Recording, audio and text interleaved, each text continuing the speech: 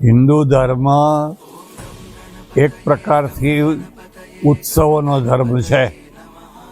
અહીંયા એટલા બધા ઉત્સવો છે કે જો એની ગણતરી કરીએ આખું વર્ષ ઉત્સવોથી ભરેલું દેખાય. પણ એમાં થોડા મહત્ત્વના ઉત્સવો છે જેને આપણે બહુ ઠાઠબાઠથી ઉજવીએ છીએ. એમાંનો એક ઉત્સવ છે ગણેશ ચતુર્થી. મૂળમાં આ મહારાષ્ટ્રનો ઉત્સવ છે અને મહારાષ્ટ્રમાંથી લગભગ આખા ભારતમાં ફેલાઈ ગયેલો છે.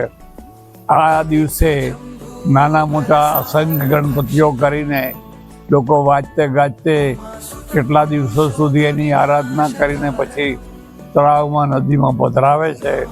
પણ હવે મોટા ભાગે એ મૂર્તિઓ પોલ્યુશન વધારનારી બનતી હોવાથી લોકોમાં થોડી જાગૃતિ લાવવા માટે પ્રયત્ન કરવામાં આવ્યો છે કે હવે પોલ્યુશન વધે એવી પ્રતિમાઓ નહીં કરવાની અને નદી અને તળાવના પાણીને વધારે ગંદા નહીં કરવાના.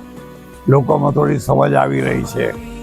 આ બાબતમાં વિદ્યાનગરની શેઠ હેતુ ટ્રસ્ટ નામની સંસ્થા બહુ સારું કામ કરી રહી છે. એણે એવા પાંજરા બનાવ્યા છે કે જેમાં ગણપતિને મૂકી શકાય, ઉત્સવ ઉજવી શકાય અને પછી એ પાંજરું પક્ષીઓના આવાસ તરીકે પણ પૂર્તિ કરે. આવા પાંજરા ગામે ગામે મફત આપવાના છે અને એ રીતે ગણેશનો ઉત્સવ અને પક્ષીઓનું રક્ષણ બંને સાથે થવાનું છે.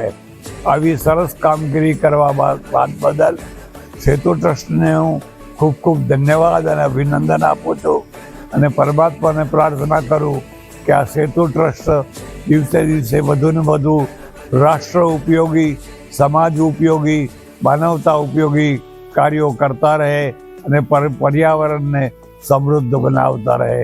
હરિ ઓમ તત્સત.